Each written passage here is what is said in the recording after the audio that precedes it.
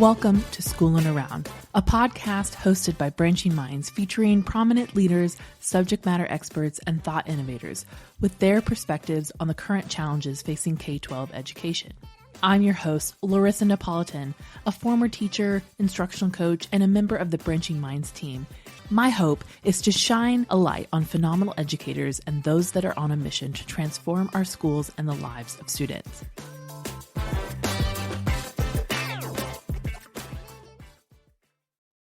Although it's still technically summer, many of you are already back in your offices gearing up for the new school year. And perhaps you're organizing professional development sessions, meeting with leadership teams, or even finalizing schedules and staffing decisions. So today we are excited to share some valuable back to school tips with one of the members of our professional services team, Sandra Sprill, who's a seasoned educator and has years of experience supporting districts nationwide. And so Sandra brings some insights to help you have a successful year. Welcome, Sandra. Thank you so much. I am thrilled to be here. Well, I'm just going to first kick it off because you and I, both as former educators, probably have a good answer to this question. Let's talk about what our favorite part of back to school season is. A new planner, number one, right? Just this beautiful blank desk calendar. All things are just clean and new. And so I guess that's my favorite thing, is just starting out with this blank slate, whether it's new supplies, new classroom, new decorations, or a new calendar. It's just, everything's fresh. I agree. I also would say too, there's just an energy of back to school. Yes. I remember the first year that wasn't in the school and I missed it. I missed that energy. There's just this energy of excitement. And like you said, Yes. It's just new and fresh. And there's just nothing like that, to replace that. It is almost reminiscent of the days when you were like, when I was a kid, of just that excitement of the possibility of what a new school year held. So I think that those are, but a new planner.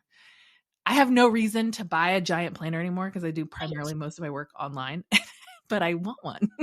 I know. I look at them. I think the same thing, but you're mentioning energy. I think that is something I was thinking about excited, but it's just that excitement, that energy that the kids are bringing, that the staff's bringing in. And so it is, anything, like you said, anything is possible. Anything's possible. Well, and so, I tapped into you to talk a little bit about some insights or even just some back to school tips and encouragement that we have for leaders and educators going into the school year. So first, I just want to ask, what do you think should be the key priorities school leaders should focus on during this back to school season to kind of set a tone for a successful year? Like how can they set the tone to set people up for success? What comes to my mind first when you talk about setting, up your staff for success, I just think about showing everyone value, right? Showing all of your staff value, showing all your students value. And it's, I think about Todd Whitaker, and I listened to him. I saw him in person like 10 years ago, and something he said has stuck with me. It will always be people, not programs. Right. We're going back to school. And I mean, here in Texas, I've been talking to people that are teachers who have whole new curriculums, right? That's super stressful, all kinds of initiatives. I mean, so I think there's always going to be programs, but as a leader, as colleagues, just showing each other value is going to be so important, because the stress is already there. Like we talk about excitement and it's there, but also hand in hand with that is the stress of the new year. So the other thing I was just thinking about is clear expectations, right? For me, if I know what to expect going in, clear is kind. And so I'm going to show you value. I'm going to make expectations clear, and then already have in my mind that I'm not going to sweat the little. Like, I know what is going to be most important to me and to my staff, and I'm going to kind of be able to prioritize those things. Yeah.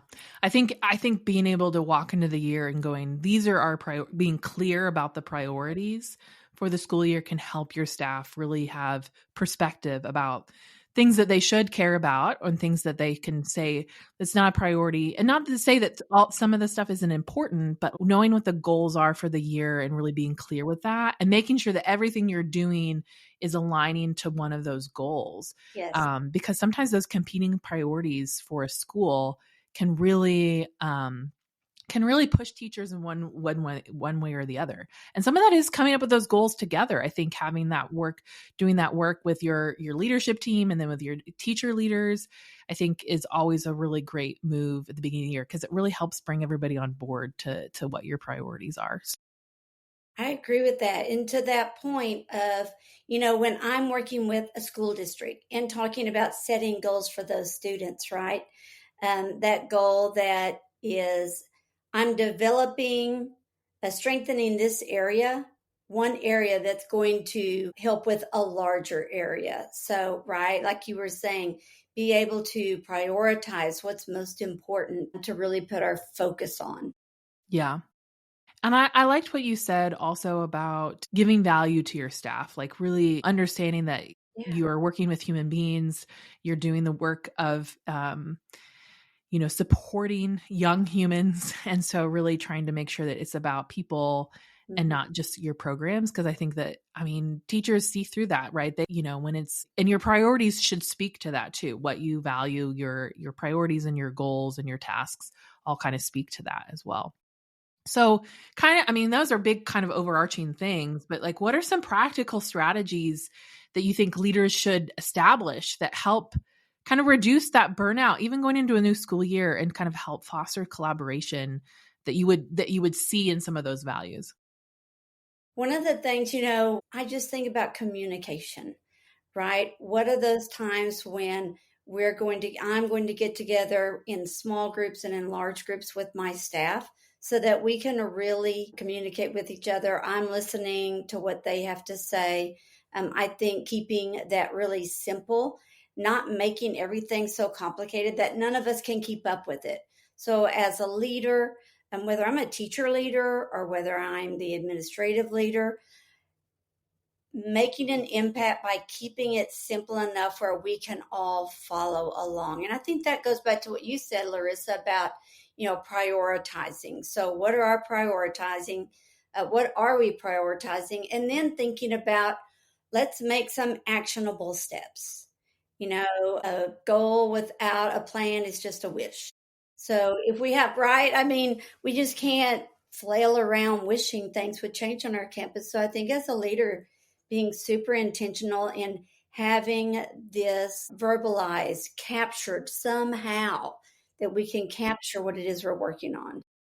I like what you said about communication. I think something I was just thinking about how, sometimes we make communication seem really complicated. Submit this form with your comments or suggestions, but really communicating to your staff, what's the best way to communicate a concern with me, whether that be through email or office hours, or even just, I think even just being available. I think one of the things that leaders that I have worked with that I've really valued, and I think that they do a fantastic job, are people who make themselves available, whether that's they're in the hallways, right? They're walking around and talking with their staff during passing periods.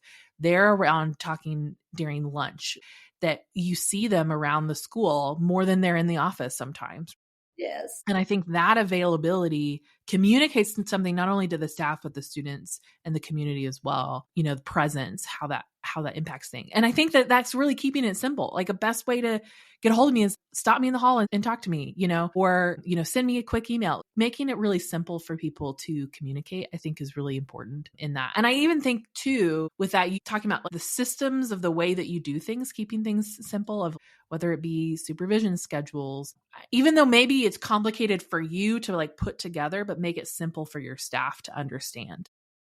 And to just, kind of piggybacking off what you said about being visible from day one, right? Like from that first day of school, that everyone, students and staff, see you, and that they feel like you are open to their communication, that you're not closed off, even though you and I both know there are a million things that have to get done in their office. And that is so understandable. But the payoff of seeing And talking to people in the hallway just you cannot undervalue that. There's Yeah. just, no, I was in the walking down the hall one time and a teacher was walking by and I said, to her, "Hello, Jamie, and how are you?" Or I don't know, whatever I said. And she walked by and then she turned around to me, Larissa, and said, "Thank you for saying my name. Thank you for saying my name." And that has stuck with me.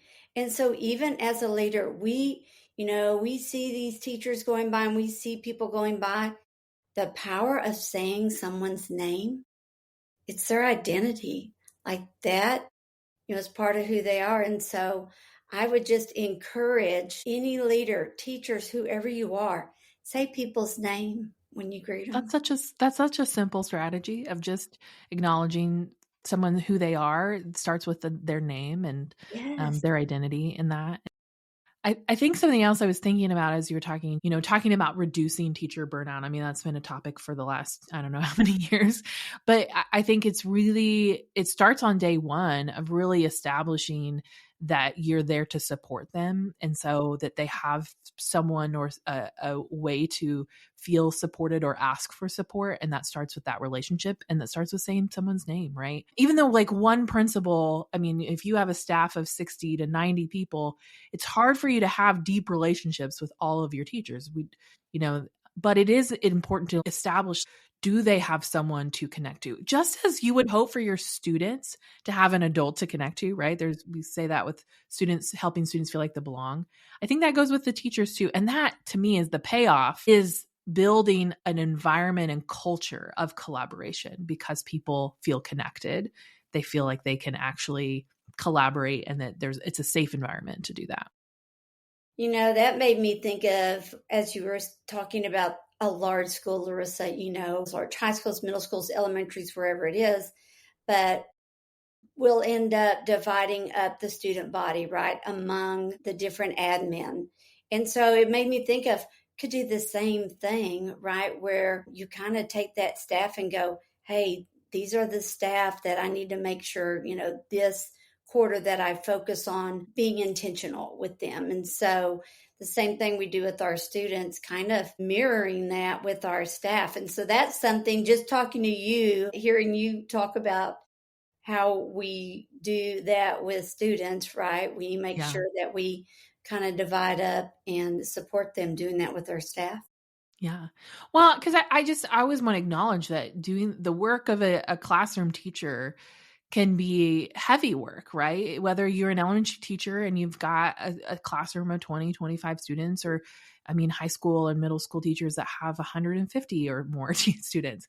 I think it can be really heavy work. And so it's important to know, is there a system of support for your adults as well as they're doing the work, that they have, as much as maybe a teacher wants to take care of everything, like they've got to have a team. We're as strong as our teams are. And so, I mean, that's so much what MTSS is really about, is it's a system of support. And so it's not about one person of support. And so it's important to acknowledge that, like, how do we work together? How do we build that for not only the students, but the staff as well? And that creates really lasting, I think, just more impactful work when your teachers together. Cause I know I've had years where the team of teachers I worked with was really strong and really connected. And it felt like we made more of an impact on our students because we were talking and we were communicating, and we're like, "You're having trouble with him today. You can send him over to me. We'll, he can work in here for a little while," like those things that we would do for our students, because we felt more connection. It just made the work feel so much lighter, and you Right. don't feel so much alone. I Yeah. was thinking something you said even before we started taping this, talked about taking your ego out, right? So as a leader, taking my ego out so that it's a safe place where it is okay if you're having a problem with a student, right, that this is me supporting you. And I think it goes back to, we have that multi-tiered system of support within our staff, right? We're supporting their social emotional wellness. We're supporting them in pushing those students toward academics. We're supporting our staff in their support of student behavior. So there's those two levels of that, and being engaged in that vertically, horizontally, however that is, that's going to reduce that stress, and that's going to be a healthier staff, a more productive staff, and the winners are going to be kids. And that's Yeah. what we want them to win. Yeah, exactly. No one wins when there's egos involved, I think. Okay, so kind of in all of, I mean, I think we could talk definitely about how to support teachers, but some of that has to do with professional development. And, Yes. I think I want to talk about that a little bit, about how we can ensure that back to school PD sessions are meaningful and aligned with your long-term goals, like MTSS implementation. Because we know, you and I probably both have sat through, and anyone listening to this has probably sat through a professional development that said, you could have just sent me an email, or what, this was a waste of my time. I have things to do in my classroom, right? And so I want to acknowledge that that's the pressure that leaders are facing when they're having these back to school professional development sessions, or just in service. And some of it is like stuff you have to cover, like Right. those bloodborne pathogens, right? Like, there's stuff you have to do in compliance, but how do you think, what are some ways that we can make that meaningful? Thinking about that, you're right. I mean, just sitting through things that could have been done in an email, it takes me back to keeping it simple and having a focus of a goal you're working on. So if we are developing an area of support on our campus to strengthen our overall support of students, what is that? And make that our focus for professional development, where we go deep into something and get really good at it instead of throwing a lot of things, throwing a lot of things out. Let's go a little narrower and deeper in what we're doing and create something. I know that's a challenge for me in professional development, balance that cognitive load balance, like being aware of that. Is my content and are my activities lined up, right? And so I know that takes time, whether you need to bring someone in or pay someone a little extra, but make sure that whatever you're delivering to staff, they can walk away with something actionable from it, and that they're engaged in their own learning. No principal needs to talk at their staff, because that's just not how students learn. That's not best practice. And so, thinking about, let's chunk that learning, let's make it engaging and meaningful. And let's give some, one of my things is, let's hear what teachers need. That may be at the end of the year, or you send something out during the summer, but what are their challenges, right? What are the areas that they want to have support in, so it's relevant to them? Yeah. It takes time, and it takes for it to develop content. Well, and I, as an instructional coach, I spent a lot of time developing teacher professional development. And one of the things that I always try to do was like send a survey at the end of the school year, like you said, in the middle of the summer. And it usually brought to surface certain areas that was like, oh, the staff needs some more time learning about our LMS, or the staff would like more time around behavior support. And so it really helped kind of identify those areas that gave that. Then as we planned, we, and it wasn't something we planned. Everyone in the school needs a whole session. But sometimes we would plan out a schedule and let them pick a session that they wanted to go to based on their needs, because we needed to differentiate for the different needs within our staff and provide them. And then it really helped the engagement, because it meant that they were not sitting through a session that didn't apply to them. And so we really tried to develop a way for everyone to have the information that they actually needed to be successful for the school year. Of course, there were things as a staff that we would do all together if something was new, things like that. But you only have a certain amount of time at the beginning of the school year. So I liked what you said about chunking the information, because if it is a new initiative, you just don't want to dump a binder in front of them and say, here's all the stuff you need to know. Really be thoughtful about how can you divide this up between your professional development days throughout the year, or how can you divide up the space, oh, this would be great. Asynchronous learning, if they watch this video and then they come to a session, like thinking through just the how you deliver the information can be really helpful to make it meaningful rather than, like you said, overloading them cognitively when they're receiving training after training at the beginning of the year. Like, I don't know about you, but I always was so exhausted because there was so much information to especially new teachers. I think new teachers get the raw end of the deal. Well, and I was thinking when you said that, we've got our veteran teachers whose needs are different from our new teachers.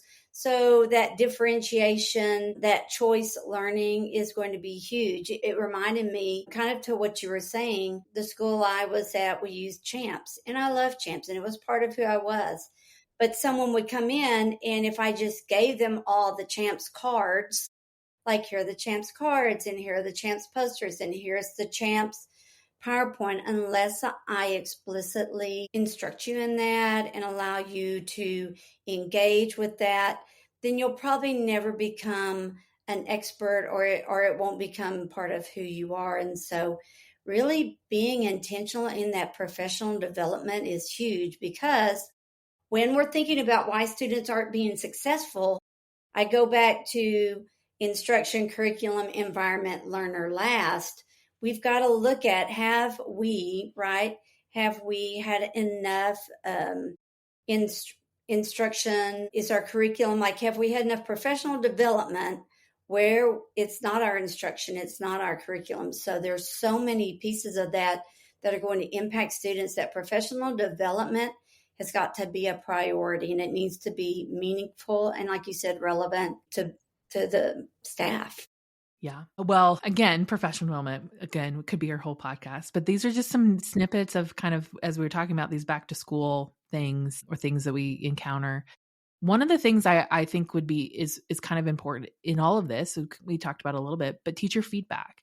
And so what do you, like, kind of going into this school year, what advice or what strategies or could school leaders use to provide impactful feedback that builds trust and supports teacher growth? And kind of goes both ways. Like, what ways could they hear the teacher feedback, and then what ways could they give teacher feedback? Thinking about teacher feedback, student feedback, just feedback in general, we know that Hattie's Visible Learning says that gives you it has a lot of impact to give feedback. So that has to be super intentional. It makes me think, when I think about feedback, one of my mentors that really has had an impact on me, when she was giving feedback, she usually had 3 things.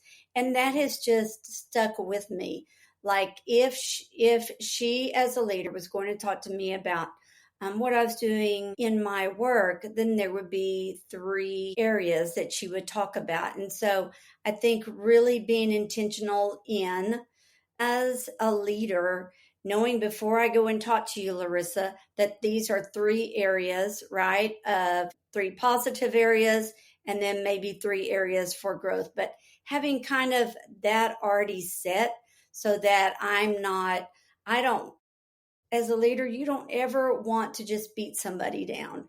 I mean, some people have room for more growth than others, but I would definitely say set aside that time and really have what you're going to say and why you're going to say it prepared. Don't come into talking with a teacher or a staff member unprepared. And then, whether that feedback is a climate survey on your campus where it can be anonymous, that's a big impact. Like, you want your staff to feel safe and being honest about what's happening on your campus. But I know even in our work, Larissa, we have one-on-ones, and I have loved that. So even that idea of, hey, we're going to have a one-on-one where I've got a few agenda items to talk to you about. Now, what do you want to talk about? Again, being available. It goes back to what you said, being available and visible, but also having time that is set aside to talk with staff. Yeah. I think providing avenues for feedback, that means open the avenue for teachers to give feedback. and as well a place for, like you talked about, like a one-on-one, that's a place for that feedback. And it becomes part of the culture, right? Because if it's not, it's that email you get at 11 o'clock that says, come see me in the office Yes. after school. And you're in a tizzy all day because your principal wants to talk to you. So it's one of those things where if it becomes a so normal part of the culture that this is just what we do, then, I mean, it really kind of models that continuous improvement. We're always trying to improve. We're always trying to get better and grow. And if that's modeled with teachers, I believe it can be also, then it trickles down to students. And I think that it's important to build that. And so I think having that perspective going into the school year can really help leaders. We covered a lot of different topics here today, professional development, how to set up your school year, how to set up the right tone. And so hopefully this kind of just piqued some ideas for leaders as they're going into the school year, something to think about. Pick one thing from what we talked about. That's what I was thinking. Pick one thing and go, I'm going to do, have one-on-ones. I'm going to work on professional development, one thing. Yeah, because everybody tried to implement everything we talked about. It would be a lot for 1 year. And I mean, I think sometimes too, it's just, I have this goal, and once I accomplish that, I can have another goal, but not trying to overwhelm yourself and be a leader, because no one's perfect and everyone's always trying to grow. Hopefully we've given you guys some tips to really think about going into the school year. And we just wish everybody a great year. Have fun.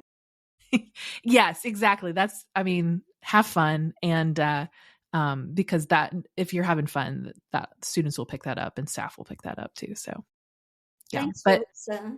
Thanks for being here, Sandra. I just really appreciate your insight, and I love working with you. So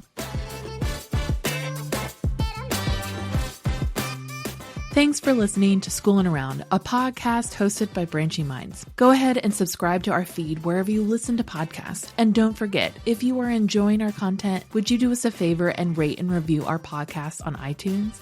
This helps others find our podcast and lets us know how much you love what we're creating. Branching Minds is an educational technology company using learning sciences and technology to help districts effectively personalize learning through MTSS. To learn more about us, check out our website, branchingminds.com, or follow us on Twitter, Facebook, or LinkedIn at Branching Minds.